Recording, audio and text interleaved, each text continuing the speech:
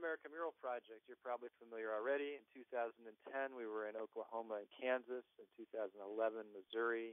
Last summer in Arkadelphia, Arkansas. This spring in Waco, Texas. And then the six-state region will be finished up with you folks in Nebraska. Of course, we've saved the best for last. These are the walls that we've worked on thus far, to give you an idea. Then we'll take a quick look at Tonkawa, small town in north-central Oklahoma. This is what it looks like from above. In the bottom left there, you see where the artists, the three of us, stayed when we were there. It's actually the Tonkawa Funeral Home, believe it or not. Upstairs, they have a beautiful bed and breakfast. And if I were amongst you right now, I'd ask you what you think the bed and breakfast is called. Called the Rest in Peace, of course. Here's a typical community meeting in the Historical Museum, working on design studies, having conversations about them. These conversations are not always easy. A lot of the things that we ask participants to engage in are some of the challenges that they face, because those can lead to really interesting content in the mural. Going out in front of the grocery store and asking passersby what they would think about this mural project and what they'd like to see. Then working on the design itself. On the left, you see the two mural assistants from Oklahoma, Amber Hansen and Nick Ward. Transferring the design, we usually use digital projectors at night. It's a pretty good deal. We get to make these giant shadows. Everybody comes out as we sort of get prepared. And then painting. The first couple of days of painting is with everybody in the community. Anyone who wants to come out can do some painting, usually the sort of background colors before the details are put in. Meeting folks like Max Carr here on the left, a 93-year-old pilot who had delivered the mail in Tonkawa for years via his airplane. He would throw it out of his cockpit, and you see him represented in the mural on the right. So oftentimes the people we meet actually become part of the project themselves. There's another example of that here. This young woman we met at the donut shop, and we told her what we were doing, and she immediately started writing down stories that she thought should be included. We were inspired by her. And so in a form, she's included in the mural as well. Our project manager here on the left, Audrey Schmitz, who had already worked on a major community-based project in town, a heart-shaped labyrinth. And then here, this is Don Patterson. He's the president of the Tonkawa tribe, describing to us how their reservation was shrunk by like 99% in one day during the Cherokee Land Run, and how he and his story fit into the mural below. We had an opportunity to help folks in town show movies in town. They don't have a movie theater, and so you see in the top there sort of our drive-in movie theater on the back of a Dollar General and how that fit into the mural. And then our dedication in Tonkawa. So we always end up with a celebration. There's the finished mural, listening back, dreaming forward, the rhythms of Tonkawa. So what is this all about? Well, here's somebody else who could say it way better than I. Someone taking part in a collaborative project like this is able to have a very full and rich experience of citizenship, to be one among many whose ideas and efforts are welcomed equally, who pursue common aims in a climate of respect and affection, who together make something meaningful to themselves and the whole community.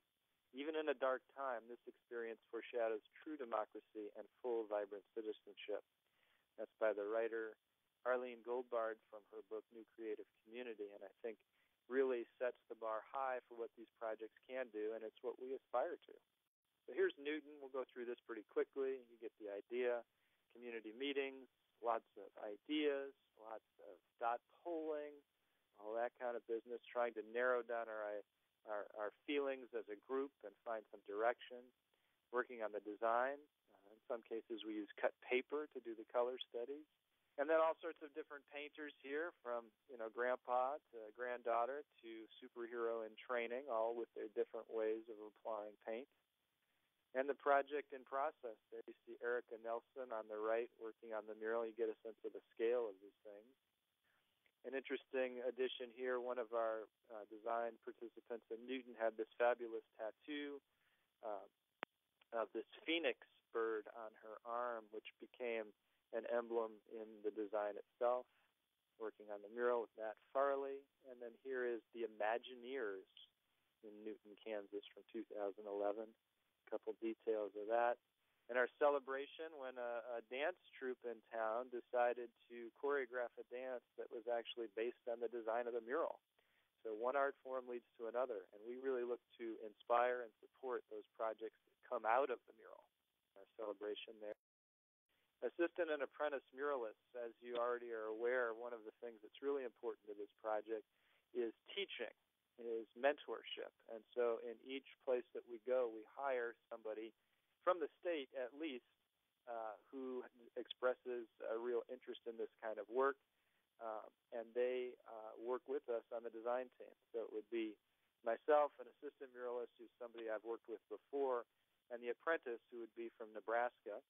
And we should start looking for those folks who will get to learn these skills, the organizing and the technical, so that they can carry on projects in the future.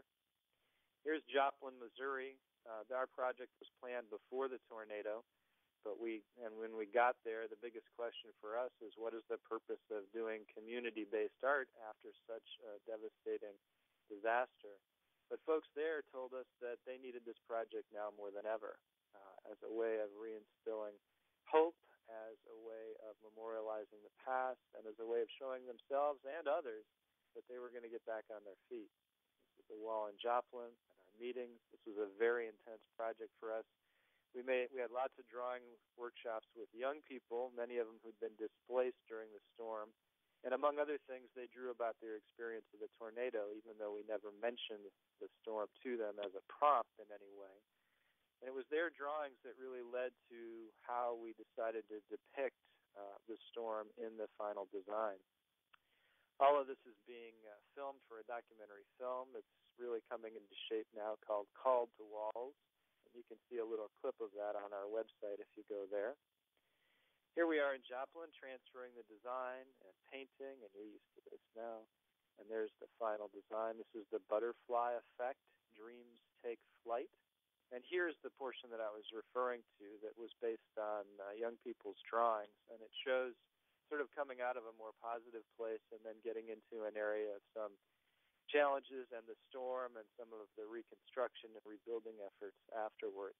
So oftentimes when participants make lots of drawings, those drawings can be translated directly into the work. Our dedication in Joplin. Other things happened there, too, like the trees that were devastated during the storm became part of our design, and you can see one of our participants' drawings at the top right for those, how they figured into the mural, and then later how another community group sort of was inspired by the mural and went back out into the landscape and actually painted on some of those very trees with the same kind of patterns that came from the mural. And now, finally, Arkadelphia, down in southwest Arkansas from last summer.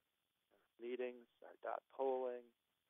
Here you can see sort of the translation from the design workshops into the mural with Mariella and Sam here in the design studio and then actually in the mural.